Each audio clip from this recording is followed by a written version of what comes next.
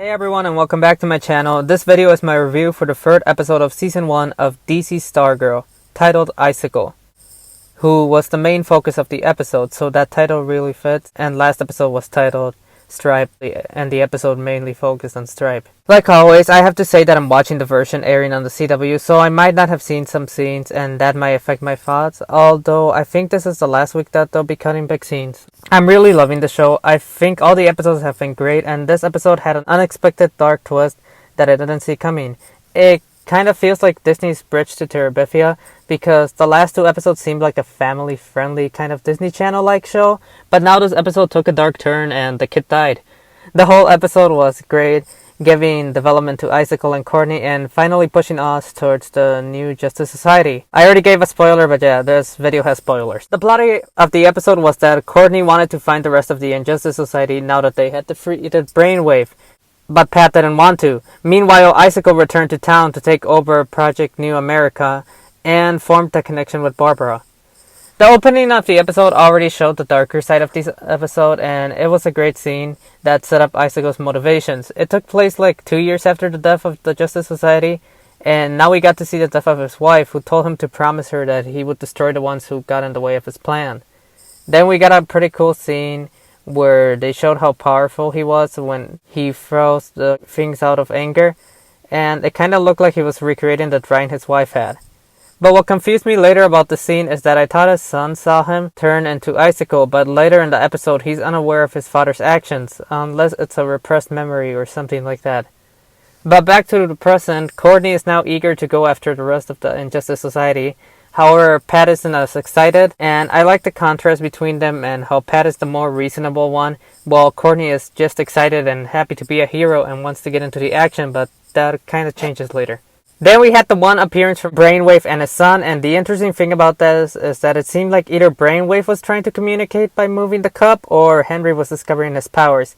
And then Pat went to visit Brainwave, where he made himself look pretty suspicious to the doctor, but he became convinced that the rest of the Injustice Society was also in town.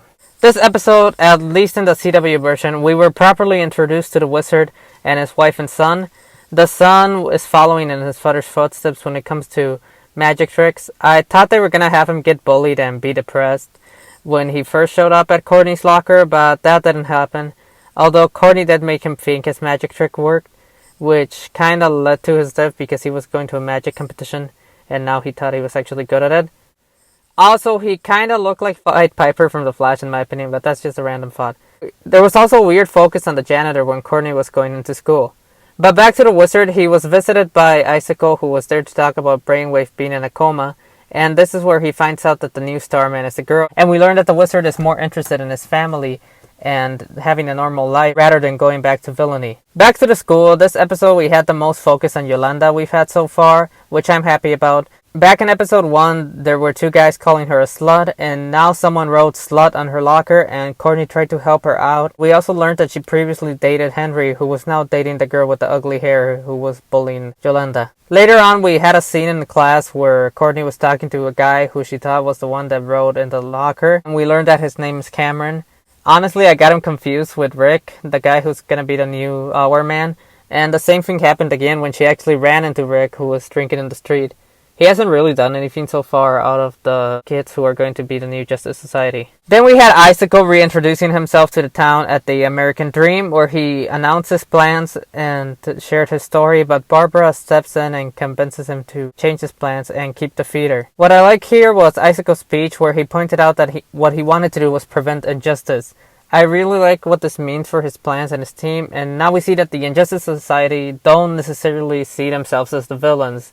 They didn't name themselves this way because they're the bad guys to the Justice Society, but because they're combating injustice, and Icicle wants to fix America one town at a time, which might explain why everyone was acting so weird in the first episode. He doesn't want what happened to his wife to be repeated, so it makes him a more complex villain compared to Brainwave, who seemed like your stereotypical mustache-twirling villain, other than his relationship with his son. And Icicle's plan being driven by his anger over his wife's death reminds me of Malcolm Merlyn. One part of the episode that I found weird was when Courtney walked into the field and found the star made out of frost. How was Icicle supposed to know that Courtney was Stargirl? and that she would walk in that exact location. That just made no sense. But this led her to realize that it's a message from Icicle, so she goes to get Pat to go with her and fight the man who killed her father. Then they went to find him, and I thought the CGI was pretty bad in the scene. It seemed like Malefic on Supergirl, which confused me because the CGI has been pretty good so far. During their fight, the Staff and Stripe were frozen, so Icicle almost won, but at the last second, Pat was able to send his hand flying and hit Icicle.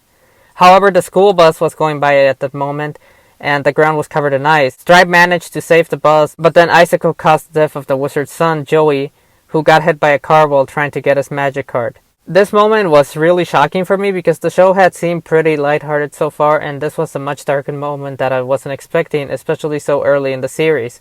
And I was really impressed with how they managed to actually make me feel bad for his death, even though he barely had screen time. However, I think this might be necessary for furthering Courtney's story. Until now, being Stargirl was something fun and exciting for her. She wasn't being driven by revenge or the death of a loved one like Batman and Spider-Man. But now Icicle has killed someone who she knew, which makes it more personal. But also because it's kind of her fault. She failed to save Joey, so now she needs to avenge him. This also led her to realize that she can't do this alone, which we see at the end of the episode. I wonder if Joey's death will have any effect on Bev, and maybe push her to become Dr. Midnight, because they seem to be friends in the scene on the bus. What really surprised me was when Icicle killed the wizard, after the wizard went to his house to get revenge for the death of his son. I thought that Icicle was teaching the wizard a lesson by killing his son, so I didn't expect him to also kill the wizard.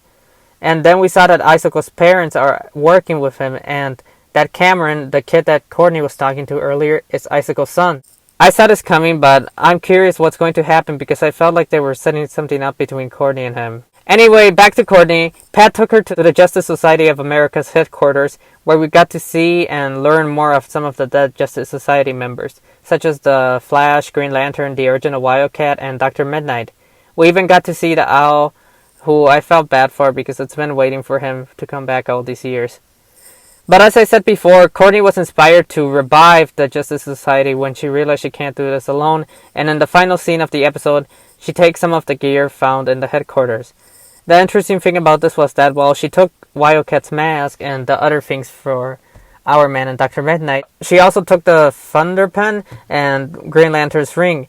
So could we be getting new versions of these heroes later on in the season or in a possible second season? And who would it be?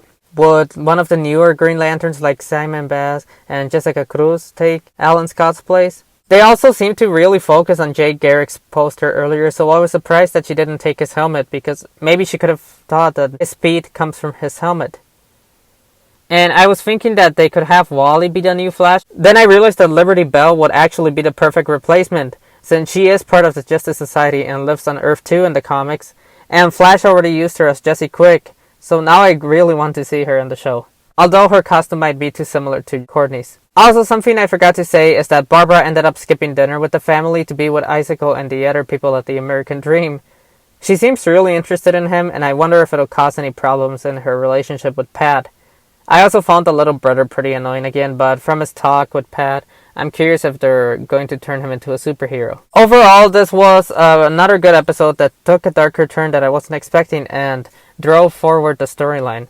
I had a few problems with some parts that didn't make sense or the brother who was annoying, but I still really enjoyed it and I would give it an 8.5 out of 10. I'm really looking forward to next week's episode because we're finally going to get to see Yolanda become Wildcat. Well, that's it for this video. If you enjoyed this video, please leave a like and subscribe for similar content. I do Stargirl reviews each week, along with reviews for the 100. Leave your thoughts in the comments, and have a good day. Thanks for watching. Goodbye.